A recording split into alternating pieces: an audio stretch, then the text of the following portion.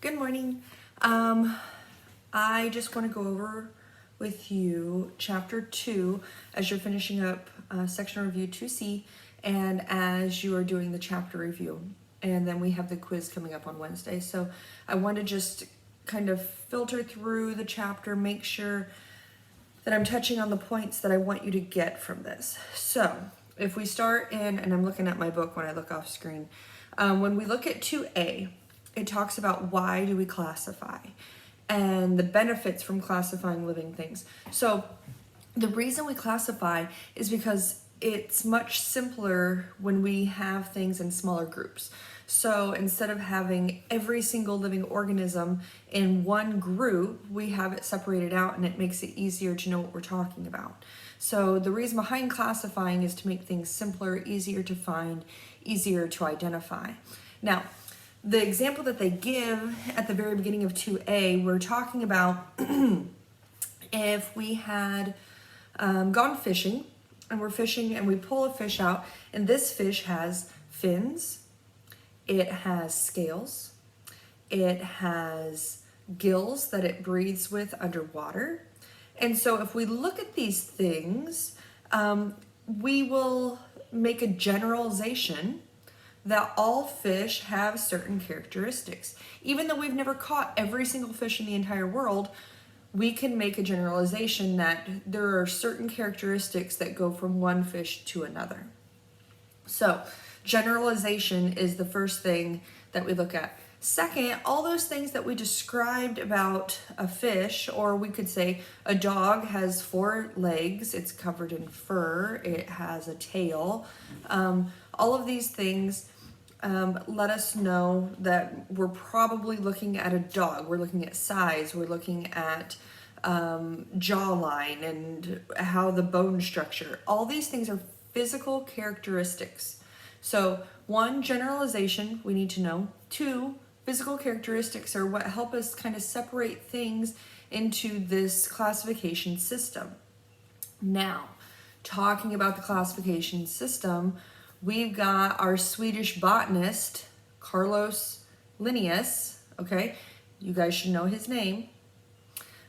So we have him who makes this classification system because he's studying plants and he's realizing not all plants are made the same. They're not all the same. They don't all come from the same plant. And so he's classifying them. And so what he came up with was kingdom, phylum, class, family, order, genus, species. I just said that wrong. Okay, kingdom, phylum, class, order, family, genus, species. Sorry about that. So if we were in class together, I'd make you repeat it with me. So kingdom, phylum, class, order, family, genus, species. Okay, so make sure that you know those in order. You don't get them out of order. I apologize. And so it gives you some examples, and I'm going to hold the book up real quick. It gives you some examples right here. Okay, so make sure that you look over those. Hint, hint. All right. And then it talks about just because we classify things into different groups doesn't necessarily mean that they directly come from that line. And so one of the final questions in section review 2A, it talks about, what does a scientist's classification of humans as part of the animal kingdom say about his worldview? Well, even though we're mammals, we are not animals. We do not derive from animals. And so if a scientist thinks that we do, it's an evolutionary worldview. It's not a Christian worldview. It's not a biblical worldview. And so we have to be very careful that just because they've been grouped together, just because there are similarities, doesn't necessarily mean that one is related to the other. All right?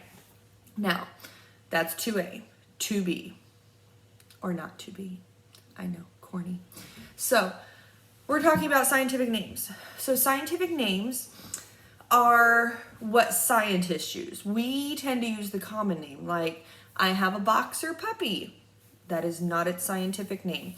I have horses and potbelly pigs out in my barn lot. Those are not the scientific names. Those are the common names. So when we have these scientific names, we're using the genus and the species. First, genus is always capitalized, species is always lowercase. Next, it is always italicized. Let me reiterate that. It is always italicized. You might see this on a quiz. I don't know. Like, it's just a thought out there. I'm just giving it to you. So, as we're looking through 2B, okay, we're looking at the scientific name. We're talking about genus, species, always italicized. Now, the scientific name usually comes from Latin, okay, and it's very descriptive to what it's talking about. And so one of the examples that it gives in the book is it talks about this, and I want to make sure I say it correctly.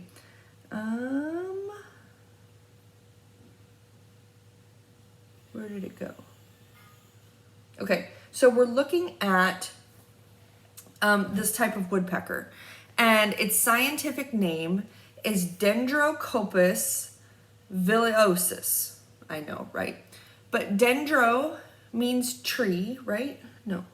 Yeah, tree. Copus means to strike, and viliosus means covered with hair. So when you break down and put it all together, it's a very accurate description because it's a tree striker covered with hairs. An accurate description of a woodpecker with shaggy hair-like feathers. So there is a point to the scientific name. It is basically describing whatever the organism is. So, all right. Now, on page 26, it gives you the characteristics of a scientific name. This is very important. Let me reiterate. On page 26, there's a chart and it says characteristics of scientific names. You should know those. Okay, once again, hint. All right, so we've got that. Now, 2C. So they're talking about problems with classifications, uncertainties in classifying, and then what happens if you classify an animal and realize it's wrong? You change it. It's easy as that, right? So here's where the confusion comes in, is that sometimes it talks in the Bible about biblical kinds, and then we have these classifications of genus and species, and people think they're the same, and they're not. And here's the difference, is that biblical kinds can breed together and create offspring. They have the same characteristics. They have enough of the same qualities that they can breed with each other. And so the example that they give in the book is a horse and a zebra. And the horse and the zebra can mate, they can breed and create offspring. But if you look at the classification system, these are not the same species. So when the Bible talks about animals of their own kind, it is a different classification system. All right. And I'm going to read to you real quick. These groups of reproducing organisms are called biblical kinds. If two organisms cannot produce offspring, then most creationists believe that they are not in the same biblical kind. So that's what we're talking about. And in Genesis 1:11 and in verse 24, God commanded all living things to reproduce after their kind. Okay, so if a horse and a zebra did breed, that's okay because they're the same kind. And then, sorry, I don't mean to keep going off camera. The other thing that we can look at is that our, I can't think of the word. Domesticated, that's the word. Domesticated dogs are not in the same categories as coyotes and wolves. They're in different ones, but they're the same kind because they can breed together. Coyotes and domesticated dogs, when they breed, my word just left me. Where is my brain this morning? What is the word? Coy dogs. That's it. So first part of coyote is COY, get it? All right. So if dogs and coyotes breed, that produces a coy dog. All right. But they are able to breed, so they're biblically the same kind. So when you go through your section reviews, do your chapter review. There's a section underneath that says, what did you learn? And there are 5 questions, and so we're going to touch on those just real quick, all right? What did you learn? And it says, what are the benefits of having a good classification system? Well, it makes it easier to deal with living things by dividing them up into smaller groups. It makes it easier to locate information when you're studying a certain organism. And it makes it easier to communicate between people when we're talking about something. If it was just generalized, it would be very difficult to try to get across the discussion of what we're talking about. All right, number 2, it says, which subdivision would you expect to contain more organisms, a phylum or a genus? Explain your answer. Well, a phylum is broader. It's a larger division. It's closer to that kingdom up here. And remember when we looked at our visual aids, if we have a V, right, kingdom's at the top, and as we get down to genus, it's very small. So that pool is going to be much smaller. And so therefore the phylum would have more organisms in it because it's a broader, there's more things that could fall into that category. And as we get down to genus, we're really becoming really specific. So it'd be kind of like saying Legacy Christian Academy. You know, we've got 400 some students. Well, now we're going to break it down to elementary and secondary. Okay, a little bit smaller groups. Okay, so we got secondary students. Well, now we're going to break it down to junior high and high school. All right, so now we're just looking at junior high, and we're going to break it down to 8th graders. So a little bit smaller. Now we're going to say 8th grade boys, a little bit smaller. Now we're going to say 8th grade boys that play basketball, a little bit smaller. Now we're going to say 8th grade boys that play basketball and have blonde hair, okay, and blue eyes. And so as you as you look for more descriptors, the smaller it's going to get, okay? So, number 3, why are common names sometimes not as useful? More than one organism can have the same common name. So we can look at, I think they give an example of, let me find it, buffalo, okay? So if we said buffalo, we're going to think of like North American buffalo. That's what we're going to think of. Well, there's also the African buffalo. There's also the Asian buffalo. And so if we use the common name, then we could be very confused as to what we're talking about, because I might be talking about the Asian buffalo and you're wanting to discuss the North American buffalo. All right. Number 4, many times a scientific name describes an organism or indicates where it lives or what its physical characteristics are. Whew. Give an example and explain how the name is used.